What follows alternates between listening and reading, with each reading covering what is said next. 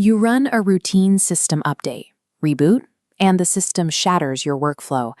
Your Wi-Fi adapter vanishes, proprietary graphics drivers crash, or your production server is suddenly hit with severe latency regressions. Modern Linux kernels prioritize support for the newest hardware, but that rapid pace carries the risk of instability.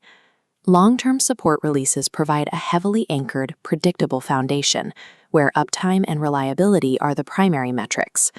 When an update breaks your machine, you need a way back.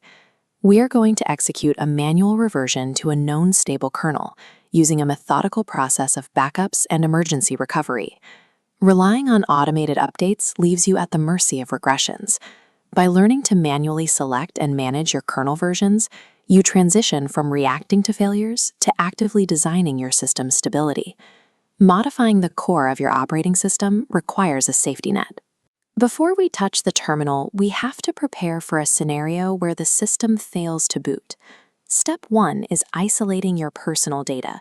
Move your documents, project files, and critical databases to an entirely separate external drive.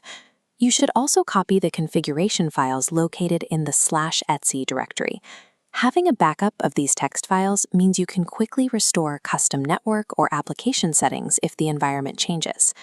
As we prepare the older kernel, do not delete the currently active version. You must keep it on the drive to ensure you have a fallback option if the older version fails. Finally, flash a Linux installation image onto a live USB drive and keep it plugged in. This serves as a physical lifeline to access your files if the primary boot sequence fails. With these copies isolated and a recovery tool at the ready, you can proceed. Your data is now insulated from any system-level errors that might occur during the downgrade.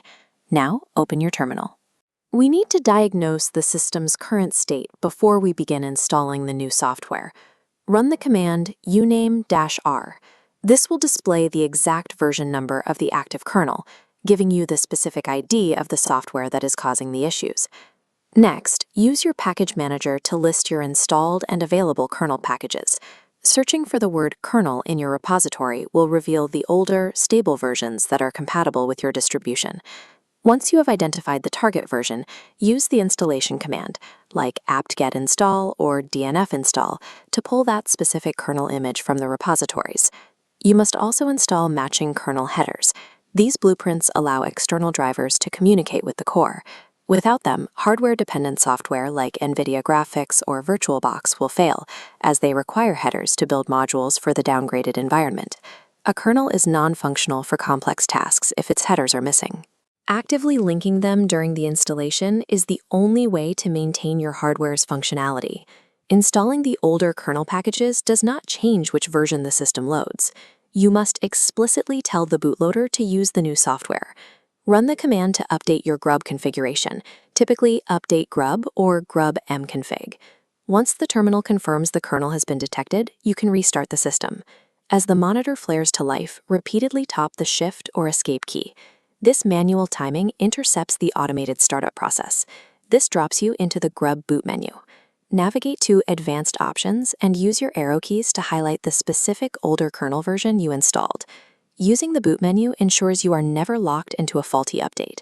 You decide exactly which environment your machine loads into, regardless of the system defaults. If you encounter a black screen or a kernel panic immediately after rebooting, the internal system is currently unable to initialize. If this happens, boot from your live USB to bypass the broken drive. Use the chroot command to tunnel directly into your dormant file system. Inside, repair GRUB or remove the bad kernel to restore a functional state before rebooting. A corrupted boot sequence can be corrected with the right sequence of tools. By using a live USB to access your system partitions, you can resolve software failures even when the OS cannot start itself. You reboot, pass the boot menu, and return to your desktop. The hardware is responsive, the errors are gone, and your system is back in a working state. Open the terminal and run uname-r one last time. The output confirms that the active kernel now matches the intended stable version you selected. However, your system's package manager still views this kernel as an outdated package. During the next routine update, it will automatically try to replace it with the buggy version again. To prevent this, use the terminal to pin the package. Using a command like apt-mark-hold or an exclusion line in your configuration file will freeze this specific version in place. By executing this downgrade and locking the update path, you have stabilized your system environment.